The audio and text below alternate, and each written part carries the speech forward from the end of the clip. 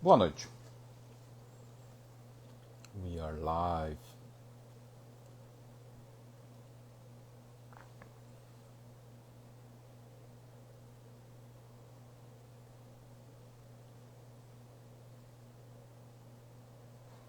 Yeah. That's it. E eu tô comendo. Esperando o Márcio entrar aqui.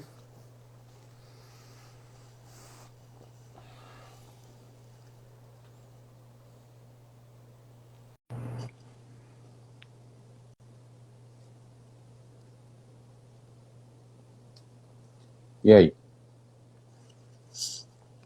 A imagem tá boa? O som tá bom? Acho que tá. Marcinho.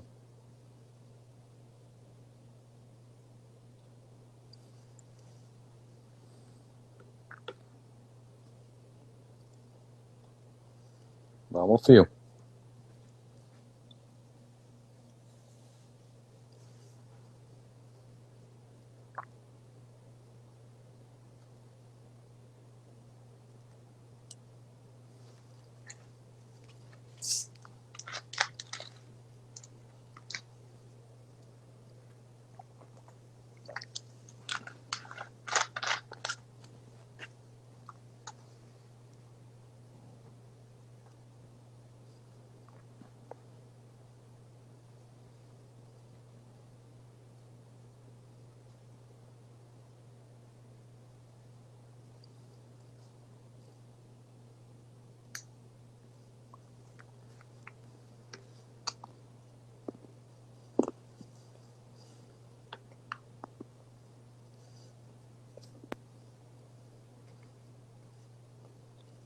E aí? Bom. Bom, tava tentando entrar com outro celular, Uhum. mas depois o aplicativo não entrou. Então vamos no meu mesmo. Você precisava logar, né, na outra conta. Enfim, aqui é nerd.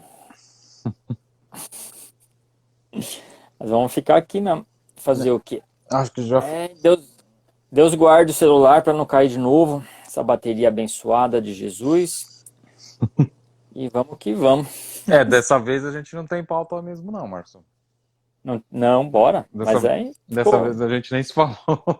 Nós nem conversamos essa semana, né? Nem tentamos manipular. Exatamente. Mas Deus protege a gente, igual a gente fala. Amém. E aí, já comeu? Já, comi uma pizza. Excelente, hein? Pena Excelente. que não tem pizza aí igual São Paulo. Verdade. Sinto muito. Não tem. E nem adianta. Tipo, até tem alguma pizzaria parecida, mas não... Bom, mas eu comi o que não tem aí agora há pouco. Comi uma coxinha, torresmo, Não, torresmo não tem mesmo. Coxinha não vai acho. ter. É, Torresmo já é mais difícil. pois é, sinto É. muito. Bom, mas vamos lá então? A gente Vamos. falou que ia continuar o assunto da semana passada, né? É. Descobriu por que era a semana do Orgulho Geek? Não. Não, você pesquisou? Uh-uh. Já foi melhor, hein, Marcos? Mas tem a ver com a questão do Star Wars mesmo. Foi uma. Alguma questão... Na verdade, eles sempre procuram lançar os filmes em maio, né? É, A não ser esses últimos mais novos, enfim, que são mais pro fim do ano. Mas a sim. questão de maio é até por conta da época que começa o verão aqui. Ah, é? Na E verdade, aí é a outra temporada de cinema. aí, teoricamente, né, as crianças começam a entrar de férias e aí fica mais fácil Aham. para se ir ao cinema, enfim. E pega férias, né? Pega o início das férias, é isso, né? Férias é agora mais pro comecinho de junho, né? Mas é isso aí, Uhum. Matias vai entrar de férias semana que vem já, né? É quase igual às férias daqui, né? Só muda o time, né? Muda o tempo, né? Eles voltam, realmente fica quase 3 meses parado, né? Aham. Mas tem alguma coisa a ver com isso, sim.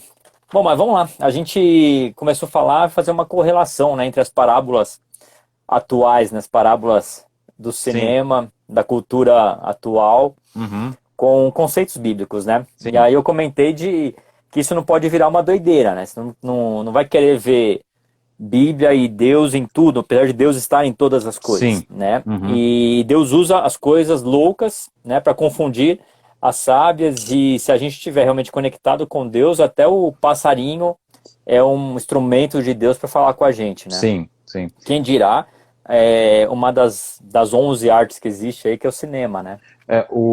Por exemplo, né? O Tolkien falava isso, né? Que ele queria que o personagem mais estranho do filme dele fosse o personagem que levasse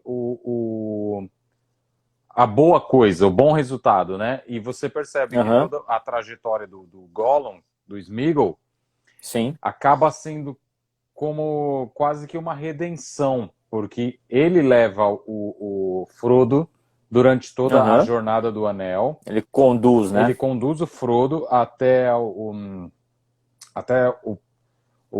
a montanha onde o Anel foi forjado, para que ali ele fosse destruído, né? Então, ele tem esse retorno. É uma redenção mesmo, né? Uma trajetória de redenção, né? É interessante essa questão do retorno, porque sempre o final está no começo, né? E aí a gente volta naquilo que a gente comentou também da jornada do herói e tal, né? Que sempre parece que Deus aponta o destino já logo no começo da história. Sim. Né? E a gente vê isso na história de José. Eu sempre dou esse exemplo, eu gosto muito do personagem José dentro da Bíblia, que Jacó dá para ele uma túnica, né, muito colorida. E essa túnica, na verdade, tem um caráter profético muito profundo, muito forte.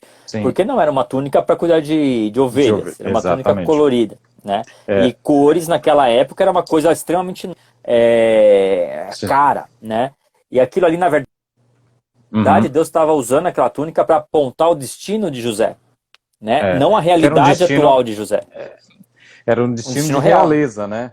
Exatamente. Um real. Só que assim, e a gente precisa cuidar na nossa vida, porque tem muita coisa que acontece na nossa vida que vai apontar para um destino profético. Né? Tem coisas que a gente ouve, que a gente recebe, né? Não sei se a mãe está online aí ainda, mas um dos exemplos disso é o dia que o Felipe nasceu, né? Quando a mãe estava grávida de você, uma profeta disse que ela ia nascer o filho no dia 11 de dezembro. E ela só não avisou de qual filho que ela estava falando. Né? E, assim, exatamente. Como você nasceu no dia 29, estava mais ou menos ali. Né? Mas aí a mãe falou, não nasceu, não deu certo essa profecia não. Só que 2 anos depois o Felipe nasceu naquele dia. Né? Então a gente tem que tomar cuidado, e profecia a gente tem que guardar. Né? Lógico, a gente primeiro julga, de acordo com a palavra de Deus, mas no todo a gente tem que guardar no coração, porque Deus é o detentor do tempo. Né? Sim. E o tempo, para mim, é algo incrível, né? Quando a gente fala de nerdices e coisas geeks, o tempo é incrível. Não, e é engraçado que quando a gente fala dessa questão da profecia, todos esses filmes têm algum tipo de profecia vinculada, né? Como que entra essa questão profética dentro de um filme, né? Dentro desse conceito alegórico, né? Porque, teoricamente, a profecia é uma coisa que tem muito a ver com religião, tem muito a ver com o nosso mundo, não só o mundo cristão, mas um mundo de religião. Mundo espiritual, né? É o mundo espiritual, né? E por que é tão sempre atrelado, né, a essas nossas alegorias, né, as nossas parábolas atuais, contemporâneas? Existe ainda essa conexão com a religiosidade, a espiritualidade? E aí traz a gente a entender que, como o homem é um ser espiritual, né, independente ou não da sua crença e da sua ideologia, o homem, por si só, é um ser espiritual. E a gente falou disso semana passada, né? Sim, não sei se é o Chesterton que fala que o homem tem um vazio na sua alma, né, na sua existência, que é proporcional ao tamanho de Deus. Né? Ou seja, todos nós temos um vazio mesmo na natureza caída do pecado, existe um vazio. Por quê?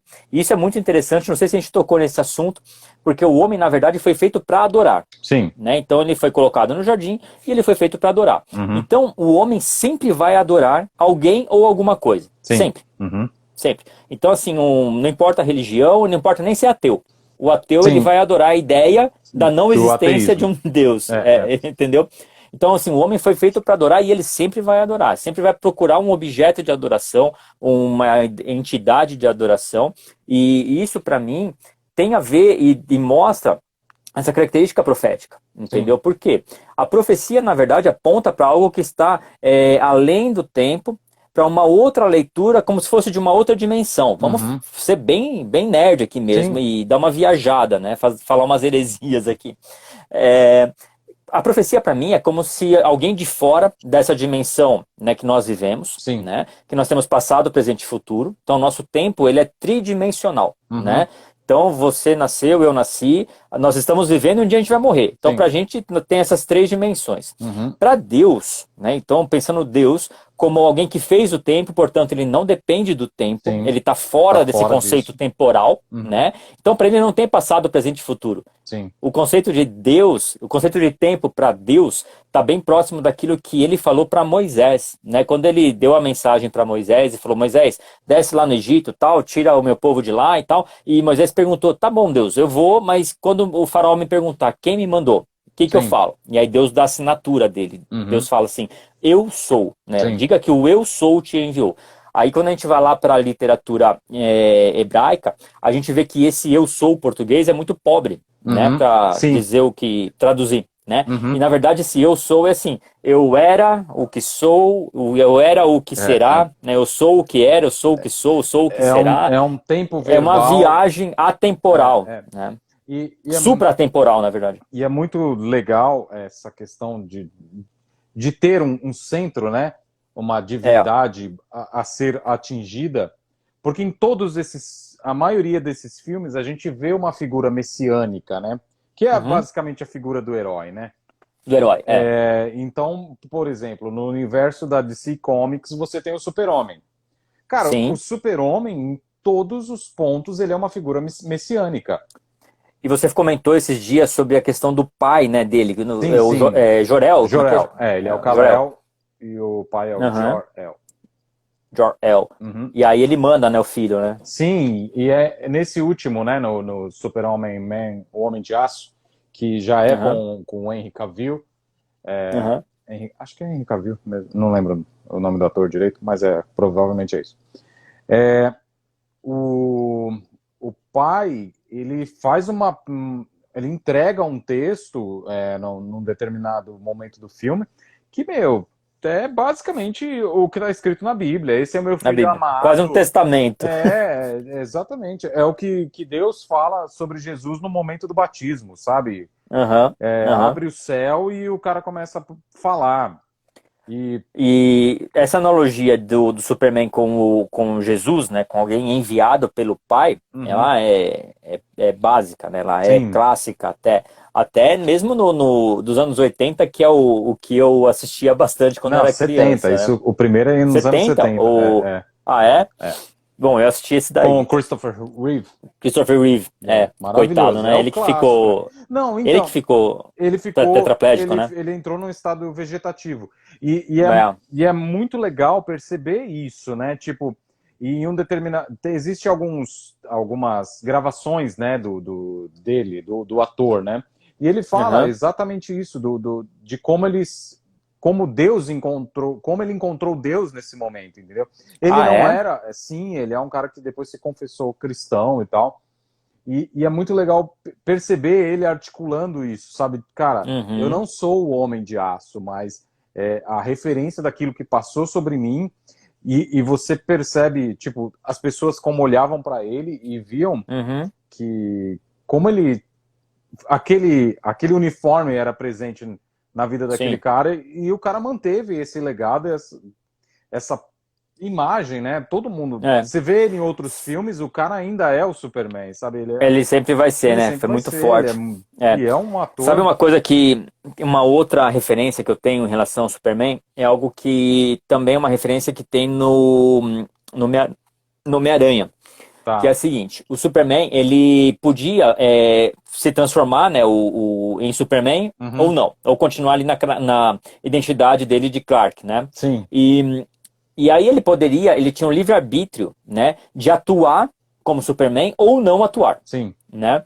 E isso no Homem-Aranha também é muito presente, e no Homem-Aranha a gente vê a consequência da não atuação dele. Sim. Então, quando ele, né, ele tá ali e tal, e aí ele vê um assalto e ele tá meio para baixo e ele não intervém, né? Ele não intervém naquele assalto. E, na verdade, quem tava ali sendo assaltado e morreu e levou um tiro era o tio Ben, né?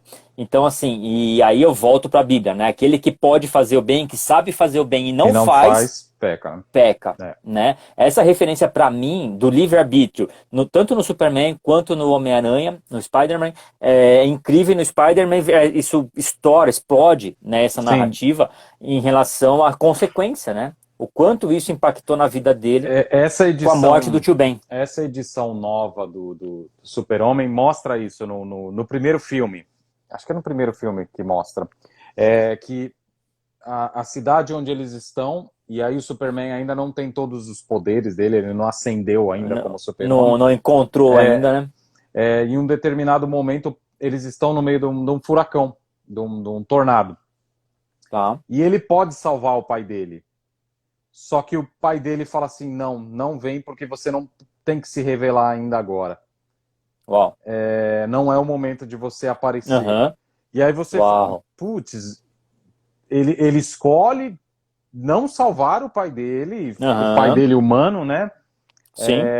Para que não passe, não chegue antes, não fosse antes do tempo, da hora da profecia. Tipo, é um negócio muito louco. E você fala, caramba. E aí tem uma baita analogia com a vida de Cristo, né? Tem total analogia, né? Porque é lógico, a gente não sabe a história de José e nem dá para puxar nesse sentido. O José é o pai de Jesus, mas é incrível você perceber que antes dele se tornar o super-homem, o pai dele é tirado fora da história, o pai físico, o pai terreno dele é tirado fora da história, e ele não faz parte da história... Da narrativa de super-herói. Do super-herói empoderado, né? Do super-herói empoderado. E aí você olha para a Bíblia, José não faz parte... mesma coisa. A mesma coisa. Quem está lá é Maria, é a mãe de Jesus. E na história do super-homem, quem está lá é Maria, a mãe de... Marta, que é a mãe dele. Apesar de que, assim, tanto na história de Jesus quanto na história do Superman, a marca do pai, ela é muito presente. Sim, né? Então Jesus continuou sendo conhecido como o filho do carpinteiro. Sim. Né? Não é esse aqui o filho do carpinteiro, né? Sim. E o Clark continuou com seu sobrenome Kent. Sim, exatamente. Né? Que é o que ele recebeu do pai. Então ele continua com... E isso também, trazendo para a nossa vida, mostra a nossa responsabilidade como pais. Né? E o quanto a nossa característica geracional tem que estar presente e consciente na nossa vida. Sim. Né? E na vida dos nossos filhos, né? Exatamente, consequentemente na vida dos nossos filhos. Aquilo que a gente semeia na vida deles vai repercutir na história deles, né, a longuíssimo prazo.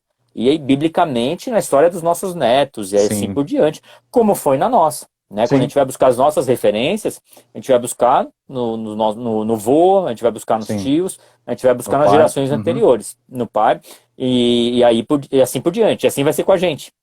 Né? E isso liga com o tema da nossa live, né? Sim. Né? Que é entender essa característica de conexão geracional. Né? De entender que a gente traz características de uma geração que era, de certa maneira, até offline mesmo, né? A gente não tinha nada dessa conexão digital. Era offline, era desplugada, né? É muito louco pensar nessa questão de sermos desplugados, né? E isso não faz tanto tempo assim, né? Tipo, pensar... De forma alguma. Há 15, ou, sei lá... 20 anos, vai, para arredondar. 20 anos, vai, para arredondar, exatamente. O quanto nós éramos desplugados, né? Às vezes eu fico pensando, cara, a gente saía de casa antes das 6 da manhã e voltava à meia-noite sem nenhum contato com um familiar. E ninguém ficava desesperado, né? Ninguém ficava desesperado. É muito estranho isso hoje no mundo atual, né? Porque Mas é engraçado e você vê que interessante, a gente não ficava desesperado, mas uma vez o pai estava na rua Uhum. E começou a fechar o tempo e tal. E aí eu fiquei me deu uma ansiedade muito grande que não Sim. era do meu perfil, né? Uhum. E aí eu falei pra mãe, vamos orar porque aí tá acontecendo Eu alguma lembro coisa. disso. Eu E lembro. a mãe ouviu isso e a gente foi orar, né? Uhum. E aí eu via o carro do pai patinando assim e tal, e ia ter um acidente e coisa. E eu era criança, a gente era criança quando aconteceu isso. Sim. E aí quando o pai chegou, a mãe marcou o horário que aconteceu isso, né? E aí quando o pai chegou, e aí, o que aconteceu? Não, então quase que tive acidente e tal, mas foi um baita de um livramento. Que horas que era? Exatamente naquela hora. Então, É. assim, a gente veio de um tempo que parece que a dependência de Deus era maior, Sim. né? As revelações de Deus eram maiores, mas eu entendo que hoje nós temos ferramentas de comparação incríveis, Sim. incríveis, e que pode ampliar demais o nosso entendimento do mundo espiritual.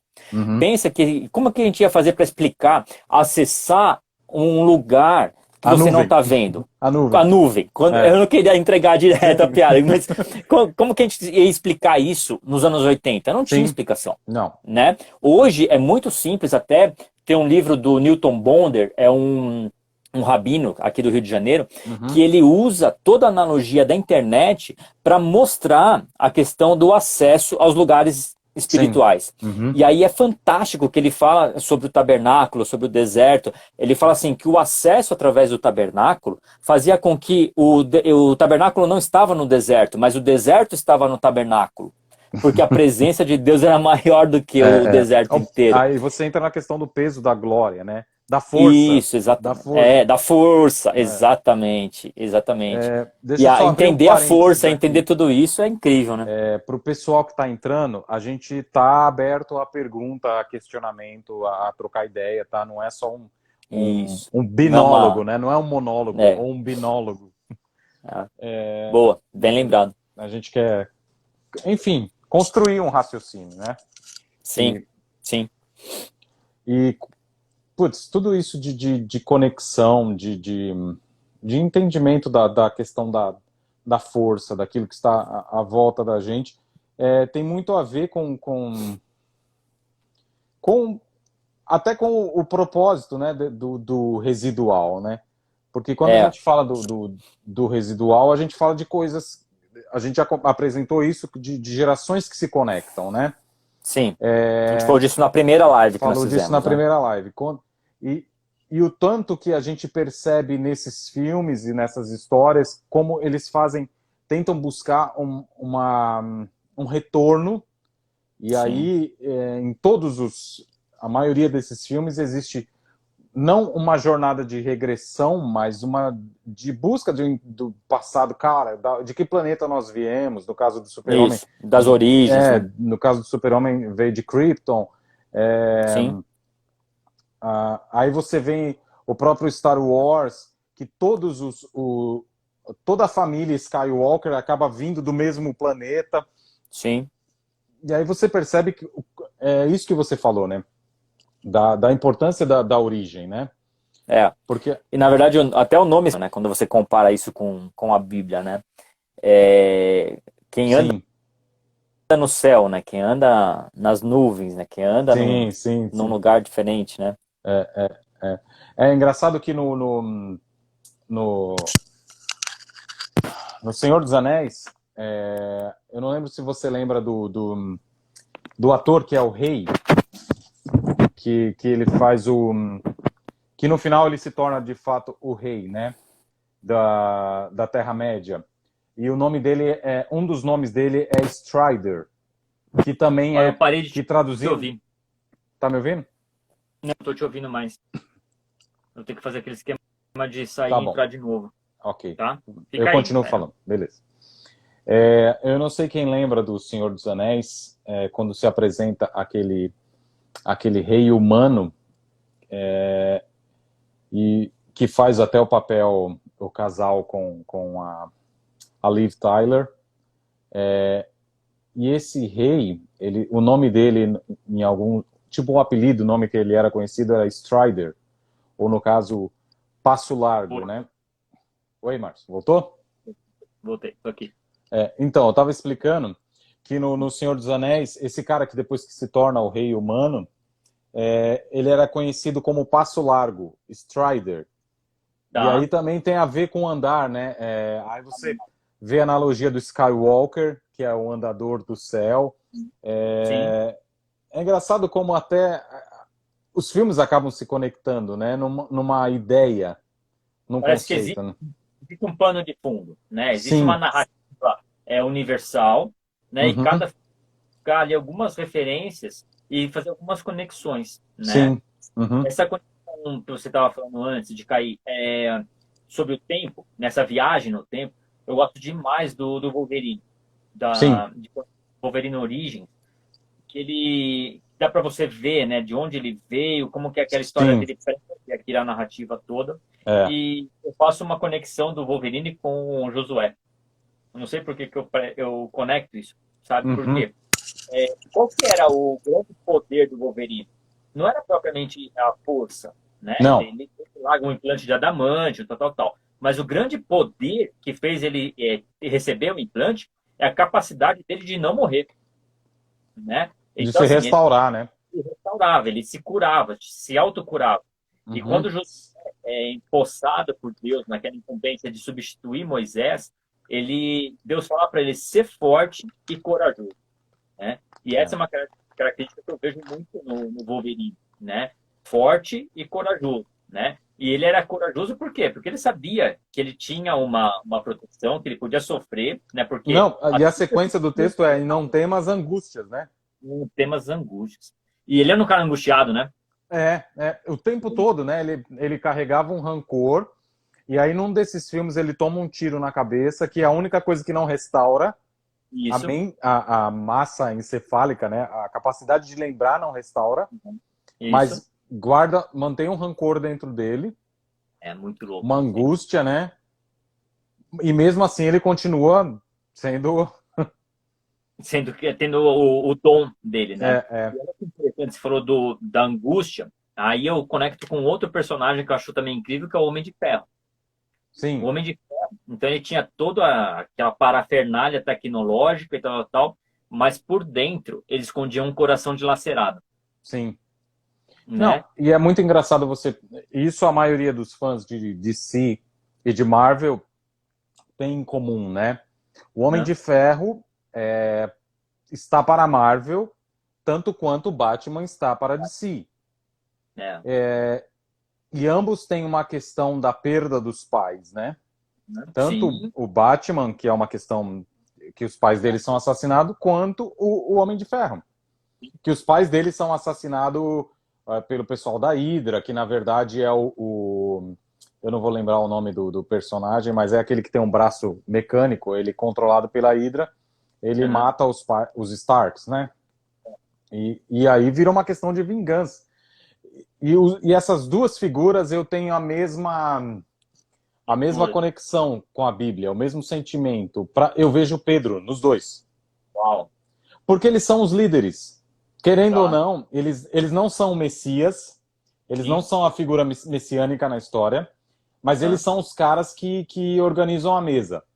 É, legal isso, hein? É muito legal perceber essa figura nos dois, né? Sabe Porque que eu os não. dois estão dispostos a morrer pela causa. E E sabe literalmente eles morrem, né? Pela causa. sabe que o Batman me chama muita atenção? O Batman recebeu a alcunha, né, o sobrenome aí de Cavaleiro das Trevas, né? E aí Sim. parece coisa sombria. Uhum. Mas eu penso mais no Batman como um cavaleiro nas trevas. Por Sim. quê? Ele anda nas trevas, né? E aí eu ligo com a nossa vida, né? Onde nós devemos andar? Onde não tem luz. Sim. Se nós Então, somos assim, luz, né? realmente, cara, se você é luz, se nós somos luz para esse mundo, se nós somos sal da terra, cara, o Uhum. sal do saleiro não serve para absolutamente nada, Exatamente. A né? lâmpada debaixo da mesa também não ilumina. Não serve para nada. E uma lâmpada num lugar que já está mega iluminado também não serve Também para não nada, serve. Exato. né? E a gente tem que ir lá para o Salmo 119, entender que a palavra do Senhor é lâmpada para os nossos pés e luz para os nossos caminhos. Basicamente.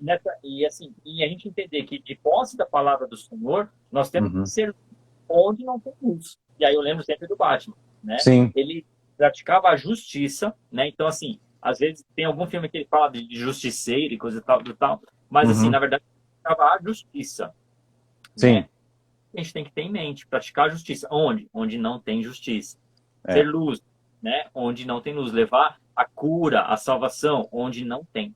Até porque Deus nos deixou no mundo, né? Sim, Estamos no mundo. E a gente vai vencer o mundo. Ou seja, sim, existe um espírito do mundo que vai ser vencido, né? A gente não vai é, vencer no mundo, a gente vai vencer o mundo, o espírito do mundo. exatamente. Isso é bem diferente, né? Uma coisa da outra. Totalmente diferente. E é É, legal que a gente vai ver os... Você lembra qual que era o seu vilão preferido do Batman quando você era criança? não, Não? pinguim? Pinguim. É, Lembra que aconteceu por ser o Pinguim? Não. sim, eu lembro. Eu tenho uma cicatriz por E conta tem mais disso. hoje, né? Carrega as É, marcas.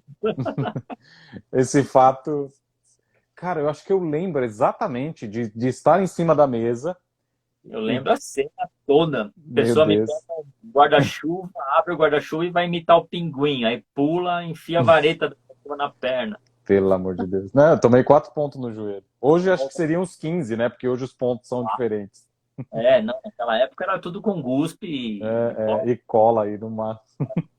E, Mas é engraçado essa questão da cicatriz, porque isso é outra coisa interessante. Porque todos esses personagens, eles de alguma forma são feridos. E a é, cicatriz que esse ferimento gera se torna, às vezes, a ferramenta e o propósito deles. exatamente. Eu tenho um amigo, o Thiago Celani, ele estava aqui agora há pouco, não sei se ele continua, que fala exatamente isso. A cicatriz da sua vida aponta para o seu propósito. Isso é forte, hein? Então, porque é, é, é, é muito Pontual, né? pontual, né? Literalmente cirúrgico. É cirúrgico isso, sabe? Tipo, cara, o que é que te feriu? Sabe? Quando você Onde aprende.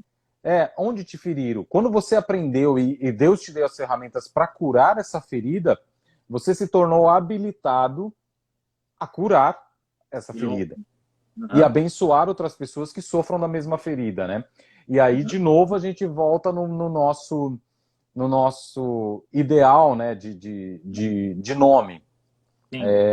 Nós temos algumas feridas que, ao longo do nosso tempo e da nossa vida, foram sendo curadas.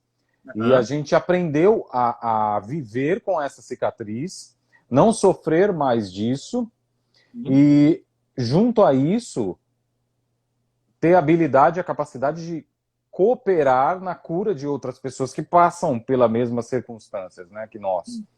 Sim. E você vê E, que ferida é algo que fala muito forte para mim, né?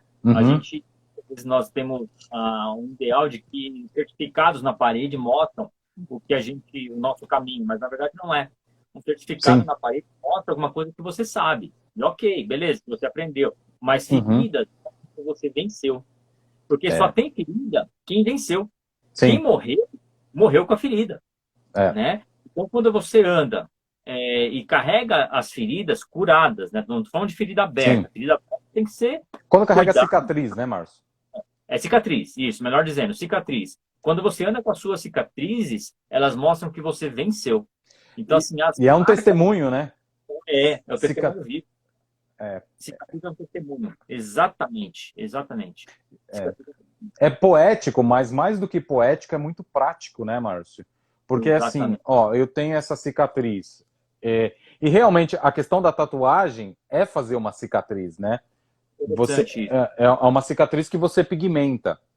É. A ferida, ela foi curada, Sim. mas ficou uma marca. É. E por que existe essa marca? Essa marca é justamente para contar uma história. Bom. Essa marca é justamente para contar um ferimento. Ó, passou algo por aqui que me Bom. deixou uma cicatriz, me deixou uma marca. E essa Hã? marca conta essa história aqui, conta esse fato aqui. É por causa Bom. disso e por causa disso que eu tenho essa marca. E muitas E vezes a gente entra em embates com as nossas cicatrizes, né? sim, Fica questionando o nosso passado do porquê daquela cicatriz existir, sim, né? E quando na verdade as cicatrizes apontam para o propósito. Isso é exato. maluco.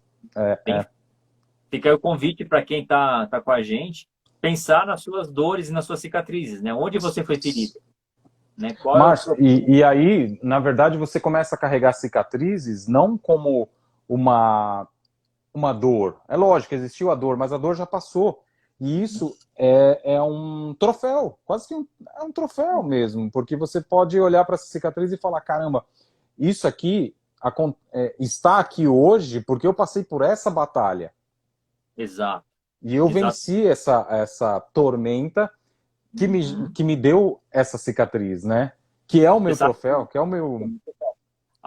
Quando a gente fala de cicatriz, a gente fala de tempo, né? Porque toda ferida leva um tempo, né? Para curar. Para cicatrizar, para curar. E quando a gente fala de tempo, é inegável, não tem como fugir De Volta para o Futuro, né? Sim. E duas séries que eu gosto demais, uma é De Volta para o Futuro e outra é o Efeito Borboleta. Né? Incrível. E aí, qual que é o lance do efeito borboleta? Eles tentam voltar no tempo, né? O personagem principal tenta voltar no tempo para corrigir erro. Né? Cada vez que ele tenta corrigir um erro, a correção que ele aplica gera um caos maior do que o que é natural. Aí, eu lembro automaticamente daquela cena que o Homem de Ferro pergunta pro Doutor Incrível, não lembro o nome dele, que é o que tem a pedra verde. Acho que é incrível. Ele pergunta, e aí ele fala, eu voltei não sei quantos milhões de vezes ao passado e eu vi não sei quantas milhões de alternativas de desvio, Doutor Estranho, valeu, Eliel. De desvio, de tentativa de correção disso. Em qual que a gente ganha? A gente só ganha em uma. A gente vê isso no MIB. No MIB 3, Sim. Tem aquele que quando ele tira a touca assim, ele guarda a galáxia, né? Uma galáxia pequenininha. A galáxia não, desculpa. Ele guarda o escudo de proteção, né? Que não é o J, o outro, né? O K vai instalar em volta da Terra, né? E ele tem essa habilidade de enxergar diversas possibilidades simultaneamente no futuro, né? Eu penso o tempo todo em Deus, eu pensava, aliás, o tempo todo em Deus nessa perspectiva, né? Então, talvez seja uma analogia boa para a gente entender a onisciência de Deus, né? Sim. Então, assim, Deus não impõe qual escolha nós vamos fazer, né? Mas ele sabe a consequência de cada uma das todas elas. Exatamente. E aí é muito engraçado, né? Quando o Flash também, verdade. Tem isso. Exatamente. Até ele tem essa capacidade.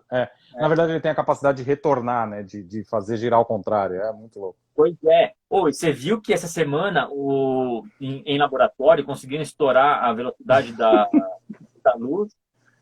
Eu nem parei para estudar isso.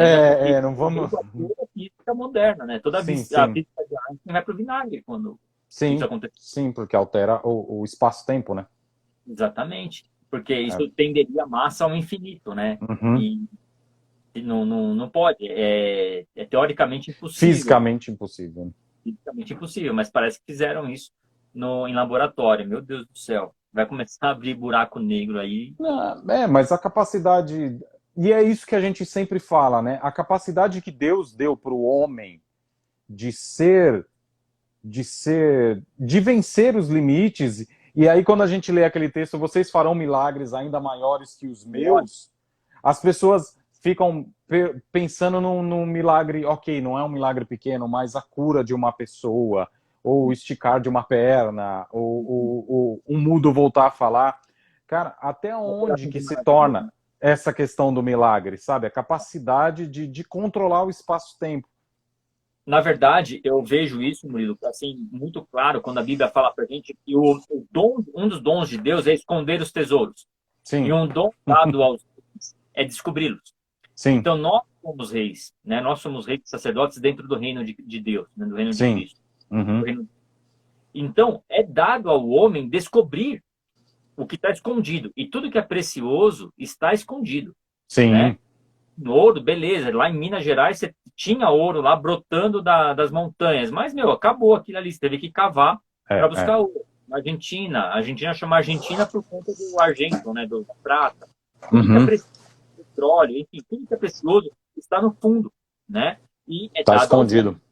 está escondido. Então, assim, nós temos uma capacidade intrínseca à nossa natureza, Deus nos fez assim, com a Uhum. capacidade de descobrir as coisas. E E, mais do que a infelizmente, capacidade, né? A vontade, né? a vontade, a A curiosidade. curiosidade, né? Exato. Isso também é divino, né? Isso é sem. E que eu sempre bato nessa tecla.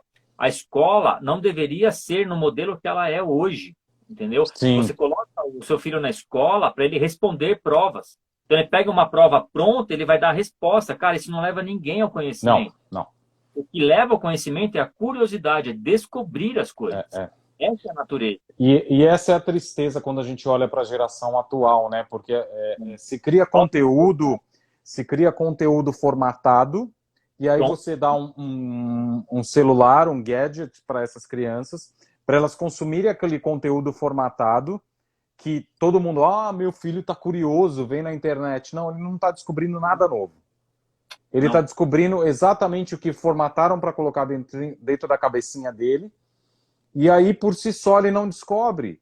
Quando Não você vai existe estudar, curiosidade. quando você vai estudar gamificação, você vê exatamente isso. O que é gamificar uma atividade pedagógica, por exemplo?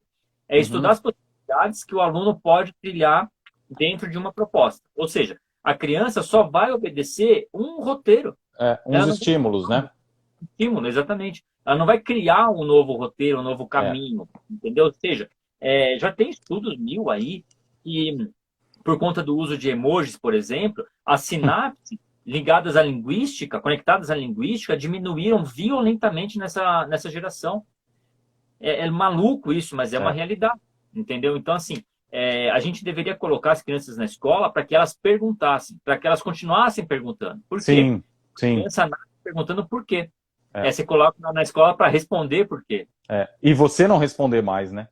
Exatamente, você não responder mais. Eu lembro de eu nunca vou esquecer um professor no primeiro semestre da minha escola, da minha faculdade de arquitetura, que ele deu uma folha A2 para todo mundo na sala, e ele mandou, comecem a fazer os desenhos aí de vocês têm...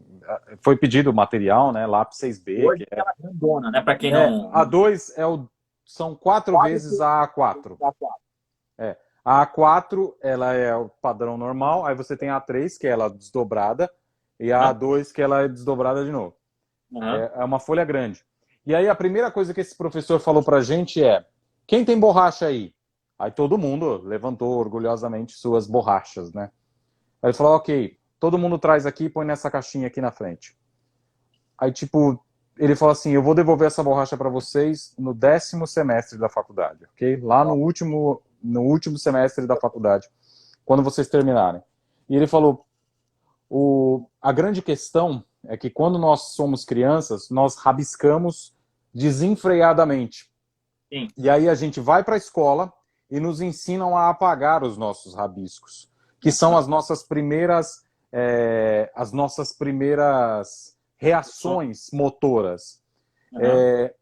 E o que ele quis dizer, e ele articulou isso para a gente de uma forma quase que poética, é justamente isso. Os seus primeiros rabiscos, as suas primeiras reações mecânicas e físicas sobre o papel são a sua mais intensa e verdadeira projeção.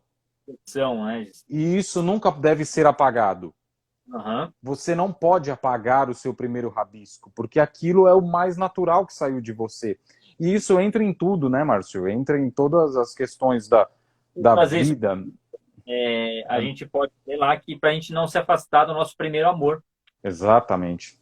Então, assim, aquilo que a gente expressa dentro de um momento de início de descoberta de quem é Deus, né? Sim. E aí tem um caminho de religião, não tem um caminho de Não, dogmas. não tem fórmula. Religião e dogmas, na verdade, é essa pré-formatação da descoberta da divindade. Sim. Da descoberta de Deus, né?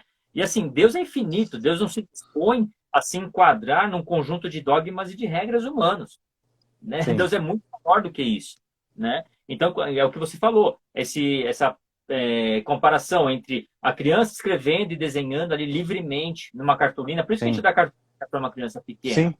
né? Porque ela não tem noção de margem, ela não tem noção de fim, né? É sempre amplo, né? E aí a criança vai crescendo e a gente vai diminuindo o papel dela. Né? O papel de escrever. E aí você dá um papel pequeno para uma criança como um A4 e muitas delas são tão comedidas que ela desenha num cantinho, ela deixa o espaço branco. E aí você percebe o quanto a nossa criação e o que a gente faz pode formatar e limitar as pessoas, né? E quantos de nós não somos limitados dentro da nossa vida espiritual, né? Todos nós, né?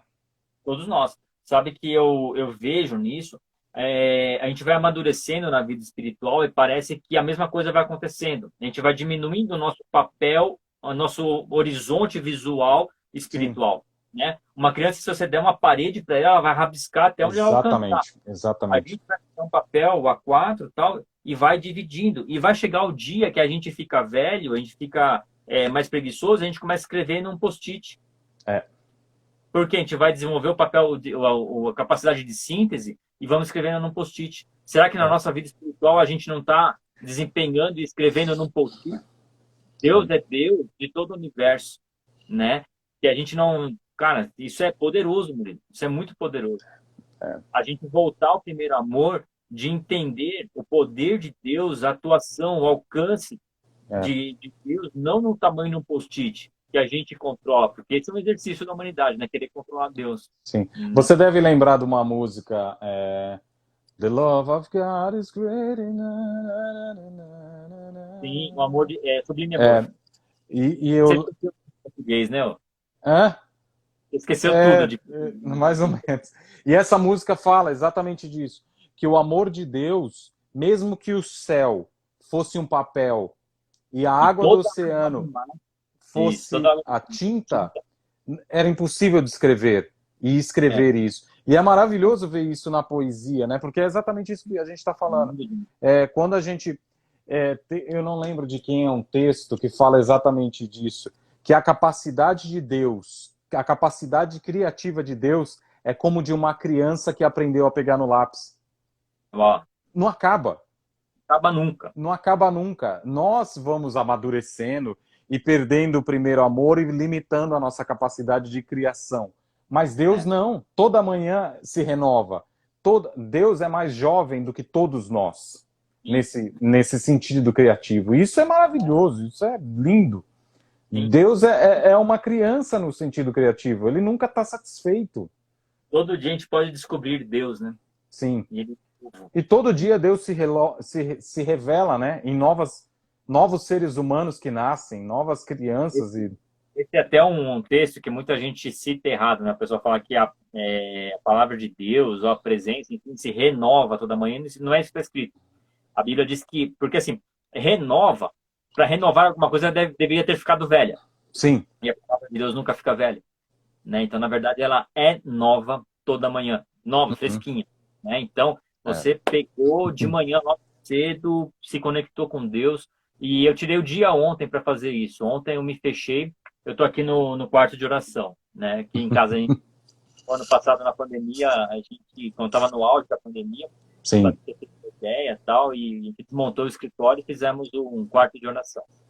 E ontem eu fiquei fechado aqui, sabe? Fiquei fechado o dia todo, mesmo, sabe? E o que Deus me mostrou ontem sobre mim, sobre movimentações, sobre dores e necessidades, foi algo assim que me constrangeu no sentido de que como eu estou relapso, como eu estou, sabe, deixado de não me aproximar de Deus, porque Deus quer falar com a gente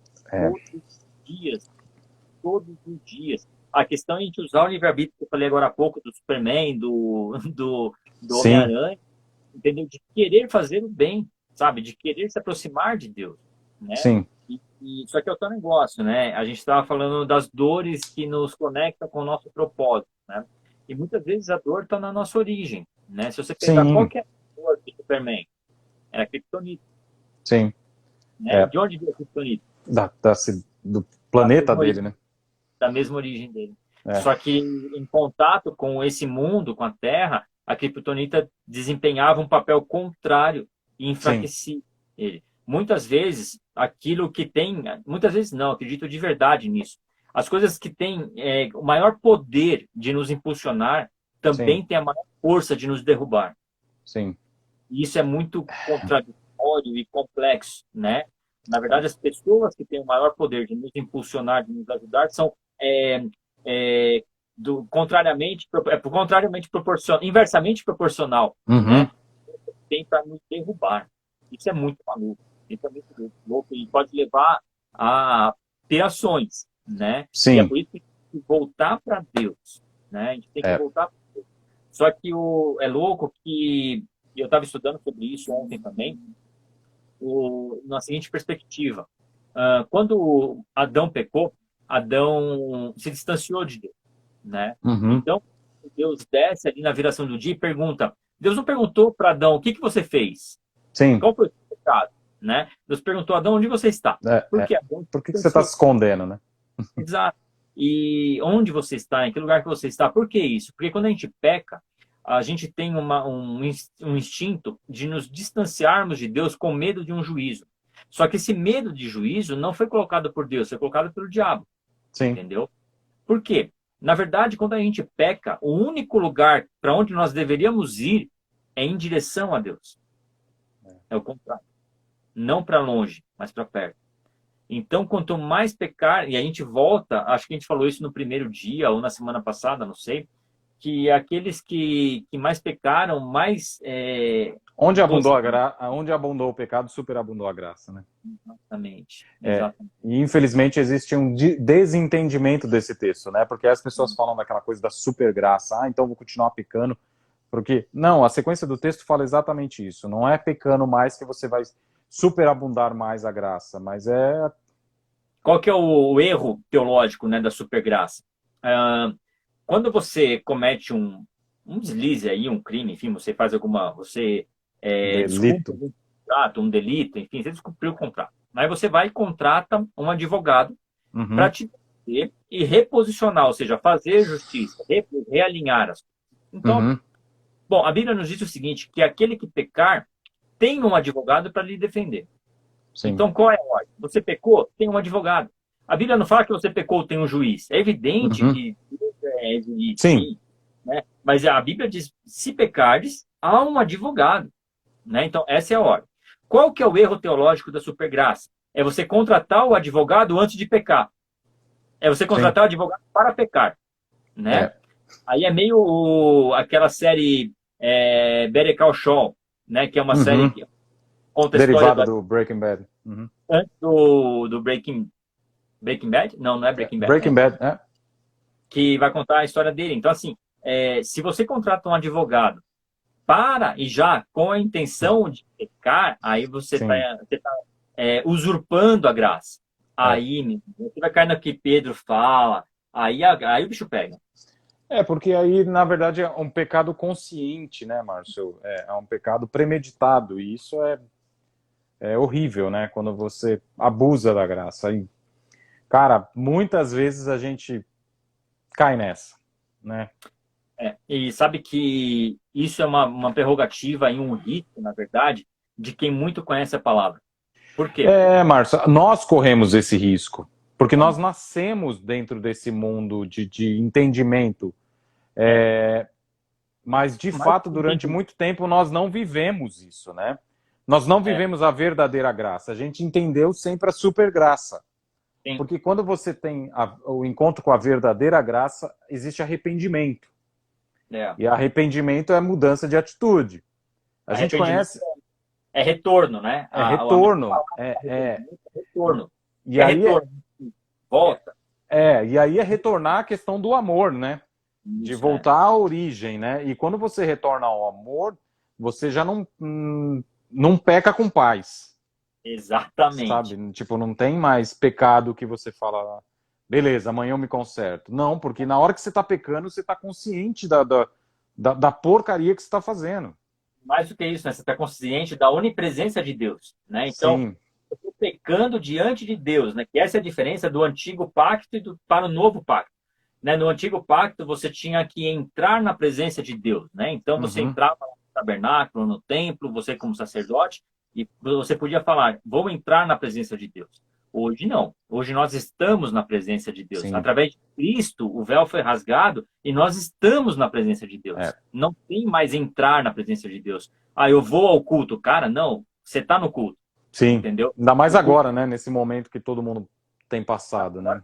Por isso que eu falo que a tecnologia é muito interessante, porque ela nos traz algumas ferramentas de analogia, algumas Sim, ferramentas simbólicas que são incríveis, né? Então, assim, a gente está conectado na nuvem, cara.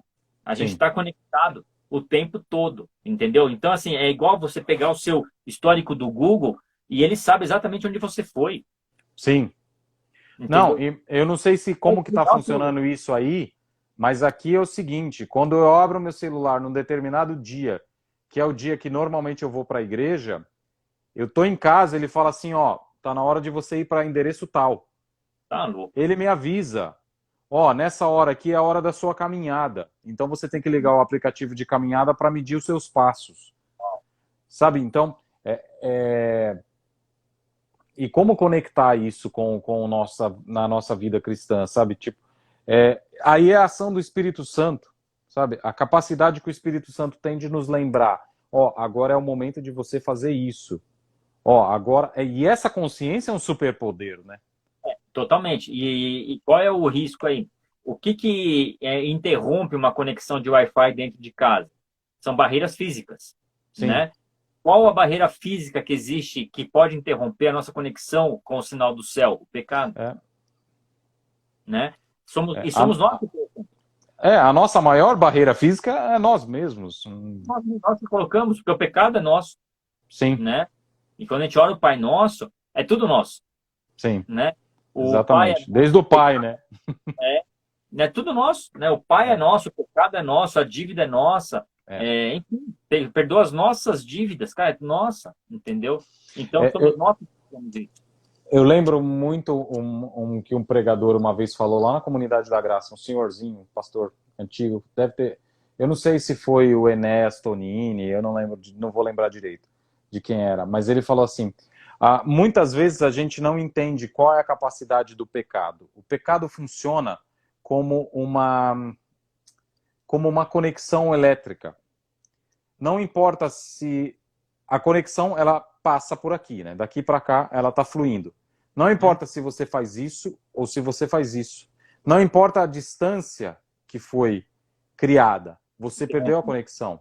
Então, é complicada essa questão. É lógico, todo pecado ele tem uma consequência. Alguns são maiores, outros menores. Mas, de qualquer forma, quando existe o pecado, a conexão já não está fechando. E aí não importa o tamanho do seu pecado, porque a conexão para de correr a energia, né? E é muito legal isso do pecado, porque assim, existe um pecado que é o pecado original da humanidade. E nesse sentido, todos nós pecamos. Uhum, Estamos distantes da glória de Deus, né? E isso é o exemplo que eu dei semana passada sobre o Walking Dead, né? uhum, Acho que na primeira temporada ainda, a gente descobre que toda a humanidade está infectada com o vírus, com sim, aquele vírus, entendeu? Então não importa, você tá tá infectado, dentro de você, tá dentro de você. Basta o quê? Basta você morrer. sim, Basta você desconectar da vida, é, percebe? Quando eu percebi essa sacada, aí eu comecei a assistir de novo o Walking Dead com essa visão de sim, entendimento profético. E ali tem um monte de coisa. Tem sim, coisas para não acabar mais. Comparações, de analogias, de figuras de linguagem. E eu acho que o nosso tempo já está sim, quase. estamos 3 minutos a gente tem.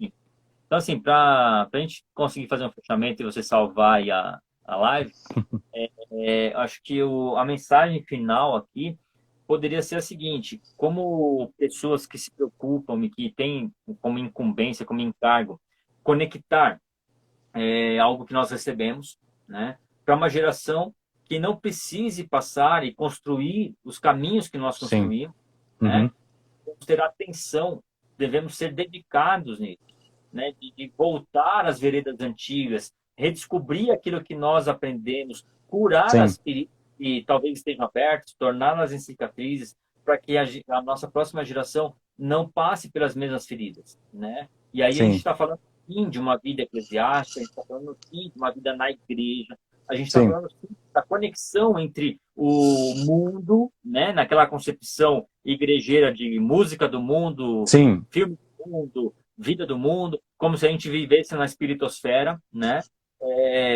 entender esse contexto todo, entender o que é ser luz, entender o que é levar o evangelho, portar esse superpoder. Essa é uma coisa que eu sempre ensinei para o Pedro e para a Manuela. Nós temos superpoderes. Eu sempre falei isso. Sim. E eu sempre usei isso como gancho para trazer os superpoderes. Sempre Sim. usei isso. E é um fato. É um fato. É. Nós temos superpoderes. A questão é a gente ativar. Lembra do Gêmeos ativar? Sim. Né? Sim. A gente essa capacidade de ativar pela conexão. E essa figura dos gêmeos ativar é perfeita, né? Porque é uma questão de unidade. Conexão. E a unidade só existe em corpo. Só existe na igreja, só existe na eclésia, na comunhão dos santos. E aí a gente não está falando na igreja modelo, né? Mas na unidade espiritual do corpo de Cristo, né?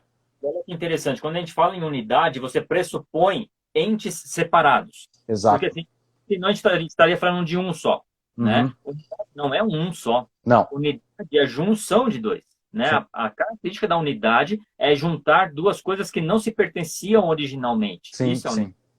Né? E na unidade da fé, nós conseguimos esse estado. Não, e a Bíblia toda aponta para isso. Né? Quando a gente fala da Trindade, a gente fala de uma unidade triuna. Quando a gente fala do corpo de Cristo, a gente fala de uma família debaixo de uma cabeça. Então, o nosso superpoder é a unidade. Né? E o evangelho é coletivo, né? Não dá para ser cristão de ermitão. Esse conceito já era. Eu sou o Cristo na sua vida, né? Bênção não é algo que eu ganho, não é algo que eu entro na fila lá no Congresso e quero bênção. Exatamente. Não, eu me torno, né? Deus fala para Abraão, sê tu uma bênção. Então, bênção sou eu. Né? Então, sabe aqueles irmãos penteca que tinha antigamente, falavam, ô bênção, tudo bom? Eles estavam certos. Eles estavam certos. Né? Então, sê tu uma bênção. Amém. Fica aí a mensagem para nós nessa noite. Vamos ser uma bênção. Amém. Né? Glória a Deus. Vamos ativar. Exatamente. Vamos ser uma bênção com as diferenças que Deus tem nos moldado. Porque as nossas diferenças se somam e igualam. E aquilo que eu tenho, você não tem, é bênção através de mim na sua vida. Exatamente. Exatamente. É isso aí. Glória a Deus. Valeu. Vem estar aqui de novo, então? Se Deus quiser. Mas a gente vai... já vamos... dos geeks. E vamos tentar fazer compartilhar em mais canais, abrir para o Face, para o YouTube, eu acho que vai funcionar. Falar para o YouTube, né? Vamos colocar aí em algum lugar o nosso YouTube, para a gente começar a apontar para lá, porque a gente vai ter mais tempo para conversar. Beleza. Tá bom? Fechado. Então tá bom. Manda um beijo para Fernando, para o Matias, fica com Deus. Manda aí também. Valeu, Léo. Deus abençoe todo mundo aí. Abração, fica com Deus. Abração, pessoal. Falou, tchau, tchau. Fica com Deus, tchau, tchau. Salva aí, hein? Ok.